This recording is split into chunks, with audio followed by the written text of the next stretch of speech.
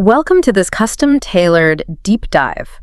We've got a truly wild, almost unbelievable journey ahead for you today. We really do. Yeah, our mission is to take you on this massive global expedition following the shadow life of the things you throw away. Right, the stuff we just toss without a second thought. Exactly. We're going to navigate from the citrus groves of Turkey into the dense, humid jungles of Guatemala, and then finally to the sprawling e-waste slums of Ghana. It's quite the itinerary. It is. And the goal here is to figure out how the incredibly simple act of you tossing a plastic bottle or, an old smartphone into a blue recycling bin connects you directly to a massive, often invisible, global shadow economy. It really is a shadow economy.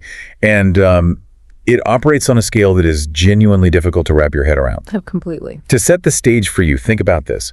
A staggering 2020 report in the journal Nature calculated that the total mass of human-made objects has now equaled the entire biomass of the Earth. Wait, really? The entire biomass? The entire biomass. Yeah. What's fascinating here is that we have officially crossed a planetary threshold. We now live in a world where the human ability to create garbage has actually surpassed the Earth's ability to generate life. That is just, that's a mind-bending concept. It is. The dead weight of all our concrete, our plastic clam shells, our discarded electronics, it all now physically rivals the weight of every single tree, plant, and animal currently living on the planet. Wow. But to really understand what that immense planetary scale of trash looks like on the ground, we have to look at the individual lives it crashes into. Right, you need the human element. Exactly. So imagine you're Izzettin Akman. In 2016, he's a Kurdish farmer in Turkey. Okay. And he's just sitting on the balcony of his ranch house having a totally normal day. As you do. Right. Suddenly, this white construction truck aggressively backs up right to the edge of his beautiful, meticulously kept orange and lemon groves. Oh, no. Yeah. The bed tilts up, dumps a massive mountain of trash, and then the driver calmly sets a paper bag on fire, tosses it onto the pile, and just drives away. Just a completely surreal, cinematic moment of violation. Exactly. So Akman rushes out there in an absolute panic, and he barely manages to put the fire out before it burns down his entire 50-acre farm. That's terrifying. It is. But as he's standing there catching his breath, kind of sifting through this charred, melting heap of plastic, he notices something really weird. What's that? The labels on the candy wrappers, the crushed makeup containers, the soda bottles, they aren't in Turkish or Kurdish? Let me guess. Yep. They're priced in euros and British pounds. Wow. And the long-term impact of that single random truckload was totally devastating for his farm. It ruined everything. It did. The toxic smoke from the burning plastic killed off the local bee population that he desperately needed for pollination. Oh, man. Yeah. And microplastics and chemical runoff seeped straight into his irrigation supply. Within a year of that truck driving off, his previously thriving trees were bearing absolutely no fruit. That is heartbreaking. And the truly crazy part is that this wasn't an isolated freak incident. Right. This was the vanguard of a massive geopolitical shift. Because just months after Akman's farm was poisoned, right around 2017, Turkey's First Lady, Emine Erdogan, launched this massive, highly publicized zero waste campaign. Right. She publicly pledged to clean up the country. But at the exact same time, China threw a massive wrench into the global gears by announcing it would no longer accept the world's plastic waste. Which created an immediate vacuum. And looking at the sheer logistical data, a stark contradiction unfolds here. How so? Well, while promoting a zero-waste future domestically, the state simultaneously allowed Turkey to become the absolute largest recipient of foreign plastic waste on Earth. So they were bringing it in while trying to clean up at the same time. Just reporting the logistics of it, yes. Yeah. Almost overnight, they were importing 750,000 tons of trash a year, largely from Europe and the UK. That is a staggering number. It effectively turned historical regions, parts of the Fertile Crescent, into a literal dumping ground for Western convenience. Okay, let's unpack this. Why are we producing so much waste that we literally run out of room and have to ship it across the planet in the first place? That is the million-dollar question. To answer that, we have to rewind to 1960 and look at a theorist named Vance Packard. Yes. He wrote a book called The Waste Makers, where he introduced this theory of forced consumption. It's a brilliant, if somewhat cynical, framework. Yeah. Packard argued that post-World War II, America had intentionally created a hyperthyroid economy. Hold on. So Packard is arguing that It wasn't just consumers suddenly getting naturally greedy in the 1960s. Right. He's saying the industries actually engineered the waste on purpose. Precisely. Packard was pointing out that waste isn't a problem of consumption. It is a deliberate, manufactured problem of overproduction. So they needed us to throw things away. Yes. He tied this to a concept called growthmanship. Growthmanship. Think of it as this geopolitical necessity during the Cold War. The West felt it had to constantly demonstrate ideological and material supremacy over the Soviets through endless, compounding economic growth. So to grow the economy, you have to sell more stuff. Exactly.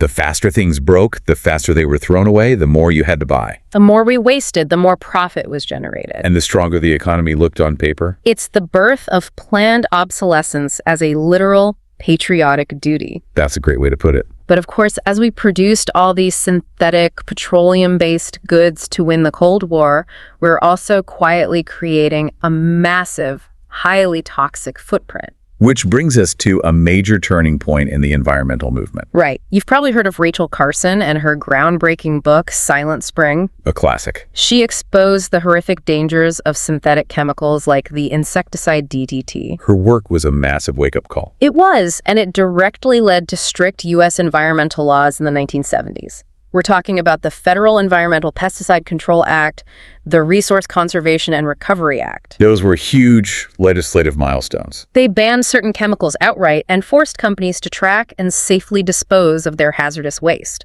On paper, it sounds like a massive win for the environment. It really does. But if we connect this to the bigger picture, it created a dark, entirely unintended consequence globally. How so? Making disposal safe and regulated within the United States made it incredibly expensive. Right. Doing things the right way costs money. By the late 1980s, if a company wanted to safely bury a ton of hazardous waste in an approved U.S. facility, it cost them around $250. Okay. But what if they shipped it to a country in Africa? I'm guessing it was cheaper. It cost less than $3 a ton. Wow. $250 versus $3. And here is the massive glaring loophole. Those strict U.S. environmental laws fiercely regulated domestic disposal. But they didn't ban exporting it. Exactly. They didn't explicitly ban exporting those exact same toxins to other sovereign nations. Here's where it gets really interesting, in the worst possible way. Because whenever there's a loophole, someone is going to exploit it. Oh, always. Enter Jack and Charles Colbert. These were two brothers from New Jersey who realized they could make an absolute fortune acting as middlemen for corporate America. They set up these shady brokerage firms, right? Yep. And they acquired thousands of tons of banned, highly toxic chemicals from major corporations and government agencies. Because these companies were desperate to get this stuff off their balance sheets. Exactly. The Colberts were sometimes paying $1 a ton or even getting the poison for free. And then they would just slap new labels on the drums and sell them as good, usable products to the third world. It's unbelievable. It's pure, unadulterated grift. They literally sold highly toxic engraving paper to countries in Africa, marketing it as bulk toilet paper. That is just evil, but the absolute craziest part, they sold a massive shipment of banned U.S. solvents to a dry cleaning company in Zimbabwe. I remember this. The dry cleaners thought they were getting a killer deal on premium cleaning fluids. But wait, didn't the Zimbabwean company pay for that using U.S. taxpayer money? They did. They used funding they had received from USAID. So we were basically paying to poison them. Yes. U.S. taxpayers funded the export of banned U.S. poison to Africa, with a couple of guys from New Jersey pocketing the difference. It's a staggering exploitation of the system. Yeah. But it does raise a valid question from the other side. It is. Why were countries in the global south accepting this material?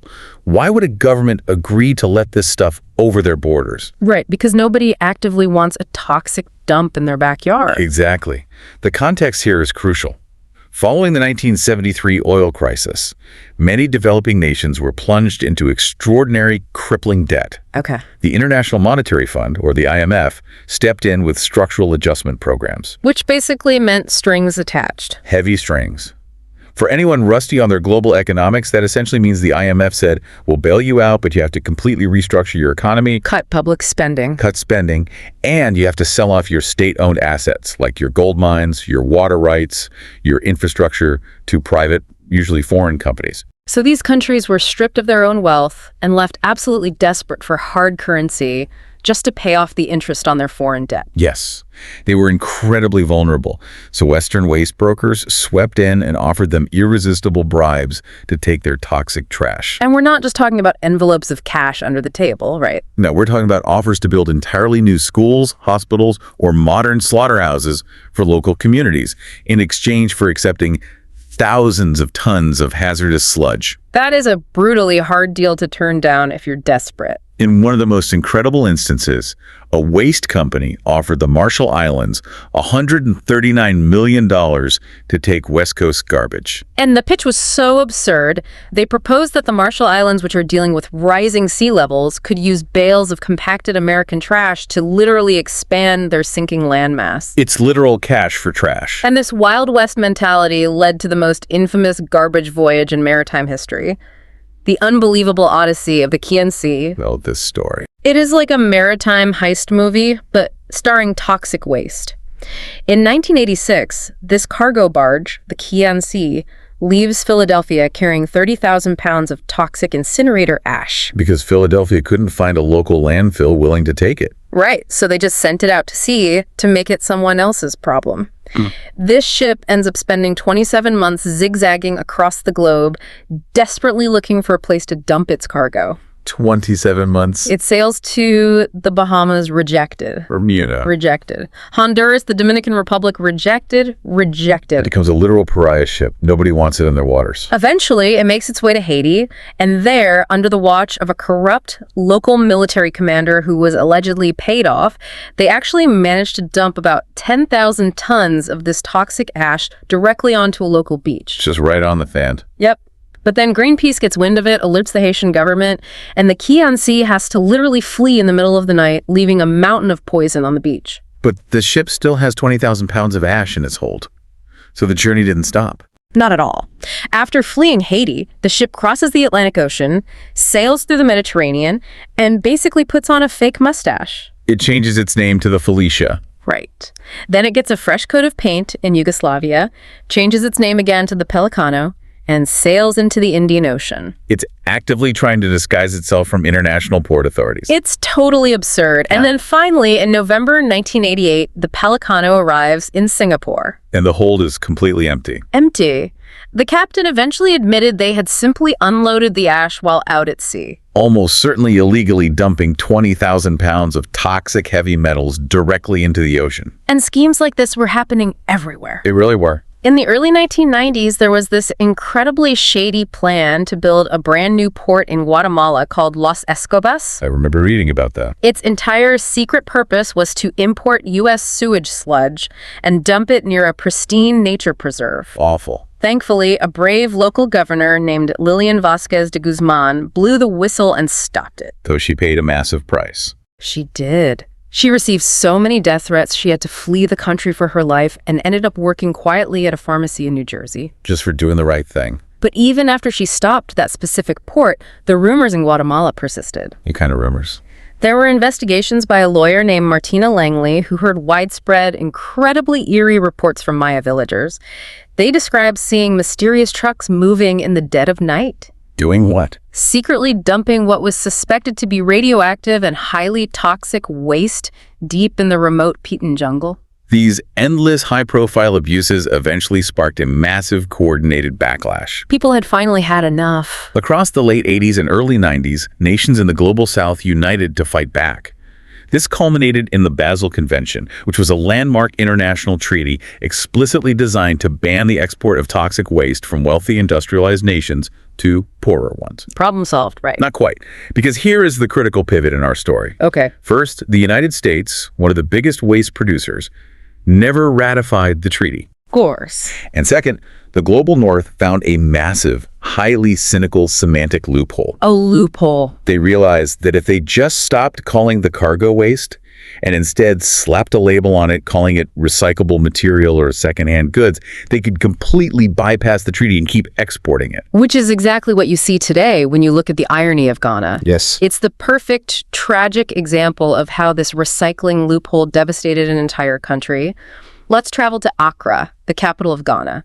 Back in 1957, Kwame Nkrumah gave a triumphant, historic speech declaring Ghana's independence from the British Empire. He promised a future of strength, self-reliance, and equality. But jump forward to the 1980s, and Ghana, like so many others, is facing a severe economic crisis. Enter the IMF. Right. Under their guidance, Ghana went through those structural adjustments we talked about earlier. And a huge part of this involved privatizing Ghana's incredibly rich, historic gold mining sector. Which didn't go well for them. Not at all. Foreign multinationals moved in, took over the mines, and today, more than 70% of the profits from Ghanaian gold are instantly whisked away to offshore corporate accounts. So the wealth of the land is literally flowing out. Exactly.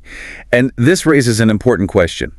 If Ghana was systematically stripped of its natural mineral wealth, how on earth did it become the epicenter of the global electronic waste crisis? That is a huge shift. Right. The answer lies in the late 1990s tech boom. There was a massive push from international organizations for Africa to leapfrog the industrial age. Skip the factories, go straight to computers. Exactly. The idea was, don't worry about building traditional manufacturing, jump straight into the digital economy. The internet was going to connect the continent and build a new, modern, utopian economy. Sounds great in theory. But to join the information revolution, Ghana needed computers. And they needed them cheap. And Western countries were more than happy to provide them, under the very convenient guise of donations or bridging the digital divide. Western waste brokers, using that recycling loophole, absolutely flooded the Ghanaian port of Tema. They sent everything. You had massive shipping containers arriving daily, stacked to the ceiling with old, heavy CRT school monitors from Germany. Discarded, dust-filled desktop computers from Canada. Outdated landline phones from Norway. But the tragic reality is that up to a third of this equipment was entirely broken the moment it arrived. It was completely useless. And within a few short years, the rest of it broke too. It wasn't a technological revolution at all. It was a Trojan horse of pollution. Exactly. Because once a cathode ray tube monitor or an early smartphone permanently breaks in a country that doesn't have a formal, high-tech e-waste recycling infrastructure, it ceases to be technology. It's just trash. It just becomes a dense knot of raw materials. It's a brick of plastics, lead, heavy metals, and most importantly, copper. And that copper needs to be broken apart and extracted by hand. Which brings us to the epicenter of this modern crisis, the sprawling slum of Agbogblashi, located right in the heart of Accra. The sensory details of Agbogblashi are just overwhelming. It's a massive, chaotic settlement built right on the banks of the Corley Lagoon. And as a dark historical footnote, this lagoon was actually already poisoned during World War II when Allied forces used the local population and the surrounding water for experimental mosquito chemical testing. So it's a layered history of exploitation. It really is. And today, the lagoon is choked with floating plastic, and the banks are essentially an endless, chaotic, open-air demanufacturing line. You have hundreds of men sitting in the dirt surrounded by towers of junk. And they are using crude hammers to smash open Japanese refrigerators, ripping apart microwaves with their bare hands. And aggressively stripping down foreign smartphones just to get to the tiny, microscopic amounts of valuable metals inside. To really ground this and humanize the data, look at the story of Mohammed Awal. Okay. Awal is an ethnic Dagomba, and he works in Agbogblashi as a burner boy. A burner boy? Yes. His specific, highly dangerous job is crucial to the entire informal e-waste economy.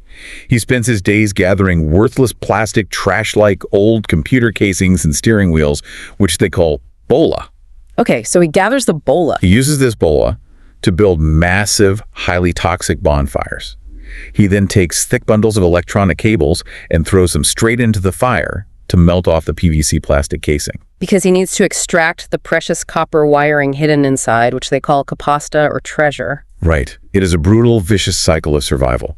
Awal spends his days breathing in thick, emerald green, lead-laced smoke from burning computer parts. And for all this, how much does he make? He makes barely $3 a day. $3 a day to breathe toxic smoke. The physical toll is horrifying. He suffers from severe burning sensations in his limbs that sometimes leave him temporarily paralyzed. Oh my God. And he literally coughs up blood at night.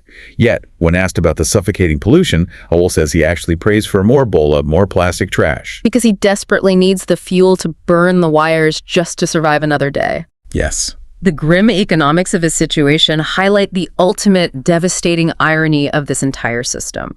Think about the history here. You have a country, Ghana, that was historically stripped of its massive natural gold reserves by colonial and corporate powers. Right.